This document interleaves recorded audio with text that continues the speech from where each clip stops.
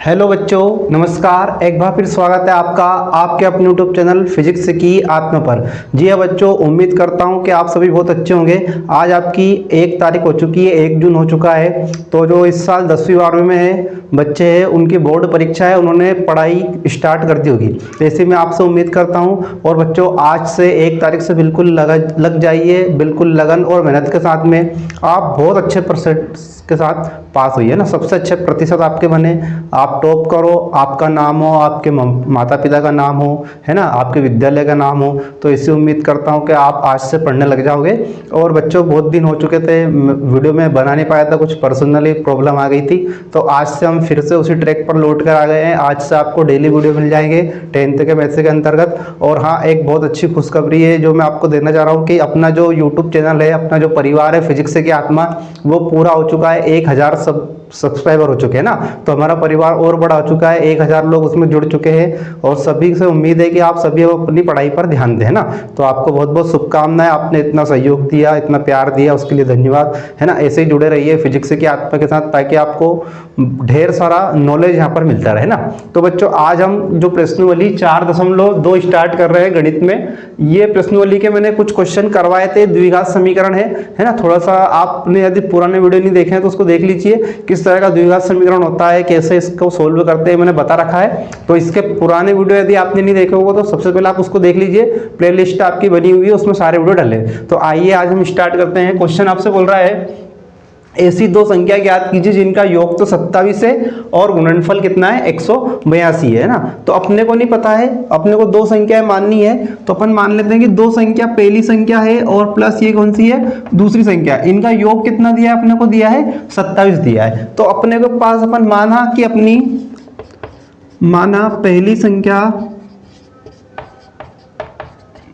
पहली संख्या x है ना।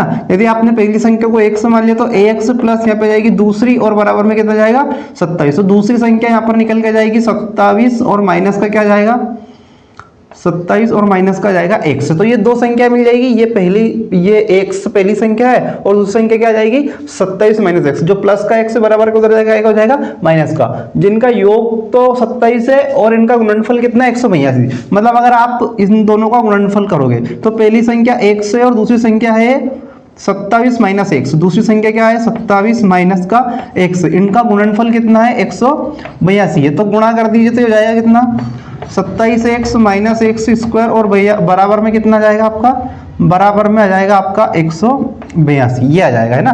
गुणा कर दीजिए, 27 का पहले x में गुणा करेंगे, 27x माइनस x गुणा x में करेंगे तो x स्क्वायर बराबर में कितना जाएगा 182। यहाँ पर निकल के आ जाएगा, है ना। फिर आगे जब हम इसको सोल्व करेंगे तो ये एक द्विघात समीकरण बनेगी। इसको आप जो 182 इसको बराबर के इधर लेके आ जाइए तो हो जाएगा 27x माइनस एक्स स्क्वायर, और माइनस का जाएगा 182 और बराबर में आ जाएगा आपका 0, है ना। तो पहले आप क्या कीजिए कि इस समीकरण को वास्तविक रूप में लेके आइए, मॉडिफाई कीजिए ना। जो द्विघात समीकरण आपका बनता है उस तरीके से इसको आप सोल्व कीजिए ना। तो यहाँ पर मैं क्या करता हूँ, पहले इस पूरी संख्या में ये जो पूरा समीकरण है इसमें माइनस का गुणा कर दे अपन। तो ये माइनस माइनस प्लस हो जाएगा, तो ये आ जाएगा एक्स स्क्वायर, 27 एक्स में गुणा करेंगे माइनस का तो 27x, और ये जो माइनस का 182 ये हो जाएगा प्लस का 182, और बराबर में कितना जाएगा 0। अब अपने को क्या करना है, इसको तोड़ना पड़ेगा गुणनखंड विधि से।